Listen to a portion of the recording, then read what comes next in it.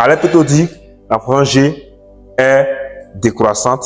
N'allait pas utiliser ce terme strict.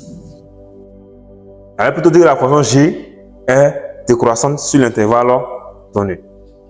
Et le deuxième point ici, quel que soit x appartenant à l'intervalle, cette fois-ci, il prend l'intervalle ouvert à racine de 2 plus l'infini. Avec précision. Quelqu'un d'autre pouvait aussi fermer ici en racine de 2. Donc, racine de 2 plus l'infini, g' de x est un signe positif, on va dire strictement supérieur. Strictement supérieur, seulement parce que on a ouvert ici en racine carrée de 2. Et ça, qu'est-ce que ça implique?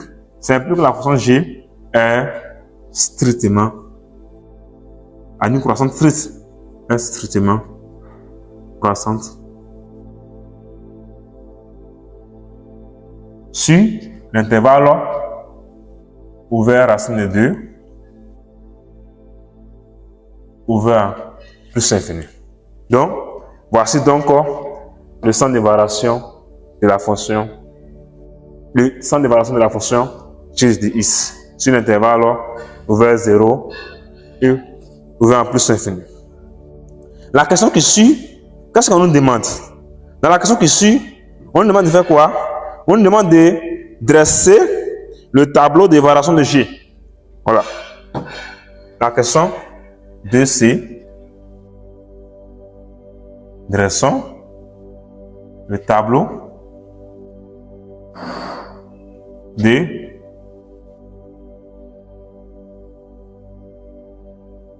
variation de g.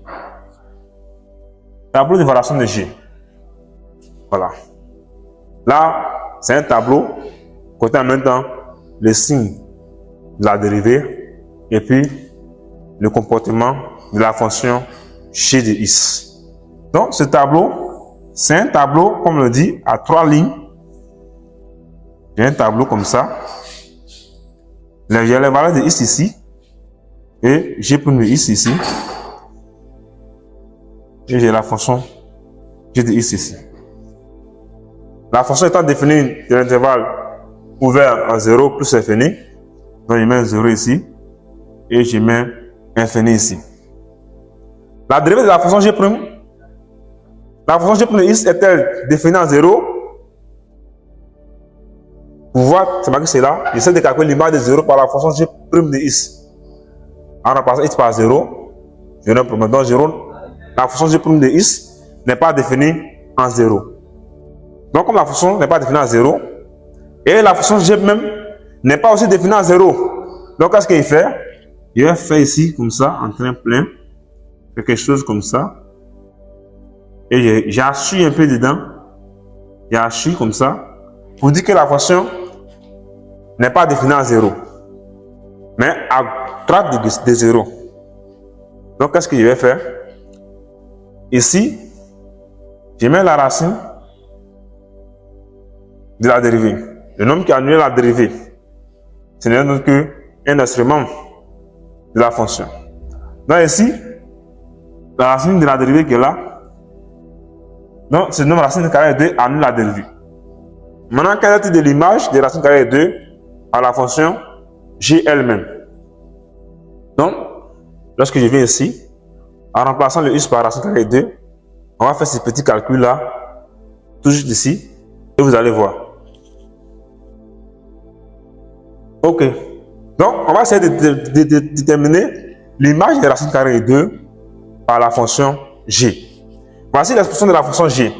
Donc, déterminer l'image de racine carrée de 2 par la fonction g revient à calculer g de racine carrée de 2. Donc, il faut g de racine carrée de 2 égale à quoi? Ce que j'ai ici dit égale x carré moins 4 ln de x moins 1. Donc, partout où il y a x, je le remplace par racine carrée de 2. Donc, j'aurai ici racine carrée de 2 au carré où il y a x carré moins 4 ln. On le dit ln de x, et mettre quoi? Ln de racine de 2 moins 1. Or, qu'est-ce que je sais? Or, je sais que racine carrée de 2 est égal à quoi? 2 à la puissance 1 demi. Sous forme de racine énième. Donc, je vais venir remplacer celui-là ici. Où j'aurai quoi? il y aurait racine carrée de 2 au carré, ça fait 2. 2 ici, moins 4 multiplié par ln de 2 à la puissance 1 demi moins 1. Or, ln d'un nombre à la puissance 1 demi, la puissance descend et la puissance multiplie ln de ce nombre. Ça veut dire quoi? Il y aurait ici, d'abord qu'il fait 2 moins 1 déjà, ça me reste 1. 1, donc ça va être 4 multiplié par 1 demi fois ln de 2. Donc, g de racine carrée de 2 égale à quoi? 1 ici, 4 fois 1 demi, ça me reste 2. Donc 1 moins 2 ln de 2. Donc voici l'image de la fonction de racine carrée de 2 par la fonction g.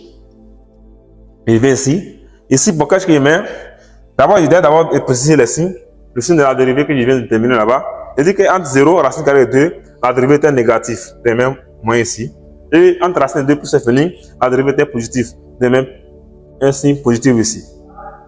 Donc, le signe négatif ici, on dit que sur l'intervalle 0, racine carrée de 2, la dérivée de la fonction ici était négative. Comme la dérivée de la fonction ici est négative, ça veut dire que la fonction g de x est strictement décroissante sur cet intervalle.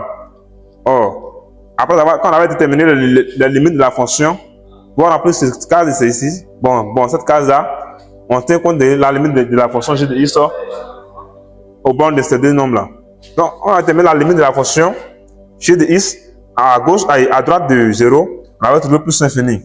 Donc, étant donné que la fonction est décroissante sur l'intervalle 0, 2, ça veut dire que la fonction quitte de plus l'infini pour venir vers l'image 2. Donc, puisque c'est décroissant, ça quitte vers le haut pour descendre. Donc, je vais mettre la limite ici, plus l'infini ici. Et qu'est-ce que je vais faire? Je vais indiquer par une flèche la ligne de la courbe. Et ça vient vers où ça? Ça descend jusqu'à venir vers g de racine carrée de 2. G de racine carrée de 2. Si vous voulez, vous pouvez remplacer g de racine carrée de 2 par sa valeur trouvée ici. Maintenant, et ici, de g de racine carrée de 2, on a dit que de racine carrée de 2 jusqu'à plus l'infini, la fonction est totalement croissante. Donc, ça veut dire que c'est totalement croissante, la courbe, la flèche va monter. Et la limite de la fonction g de x en plus l'infini, on avait trouvé plus l'infini. Donc, je mets ici plus l'infini ici. Et je fais une flèche comme ça pour dire que la courbe croît, c'est-à-dire que ça monte. Donc, voici donc le tableau de variation de la fonction g de x.